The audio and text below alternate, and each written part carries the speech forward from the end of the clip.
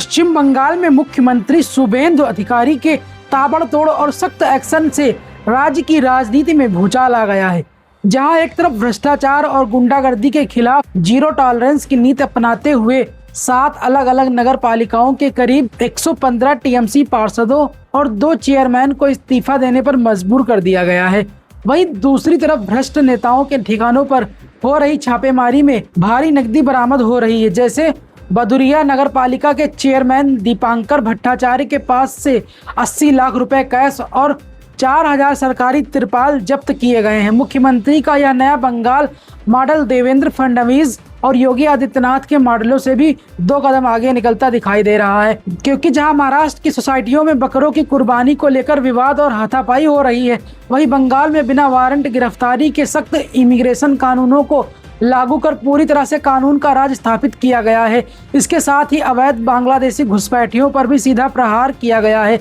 मालदा के चंदन पार्क और मुर्शिदाबाद के लाल गोला में राज्य के पहले high security holding centre detention centre महज 48 घंटे में बनकर चालू हो गए हैं, जहां पकड़े गए घुसपैठियों को रखकर उन्हें वापस डिपोर्ट करने की प्रक्रिया शुरू कर दी गई है, जिसके खौफ से सीमा पार से आए घुसपैठिया खुद ही खौफजदा होकर हकीमपुर चेक पोस्ट के रास्ते भागने लगे हैं। इस चौतरफा कार्रवाई और डर के माहौल के बीच टीएमसी के अंदरूनी ढांचे में भी ताश के पत्तों की तरह बिखराव आ गया है और पार्टी को अब तक का सबसे बड़ा झटका लगा है। ममता बनर्जी की दशकों पुरानी सहेली और दिग्गज नेता डॉक्टर काकोली घोष दस्तीदार, जिन्होंने हाल ही में पार्टी नेतृत्व के बर्ताव और चुनावी रणनीतिकारों की मनमानी से नाराज होकर अपने पदों से इस्तीफा दे दिया था, ने अभी महज 1 घंटे पहले 6 अन्य टीएमसी विधायकों के साथ आधिकारिक तौर पर भारतीय जनता पार्टी का दामन थाम लिया है, जिससे अभिषेक बनर्जी खेमे में भारी बौखलाहट और यह स्पष्ट हो गया है कि बंगाल में अब सिंडिकेट का राज पूरी तरह से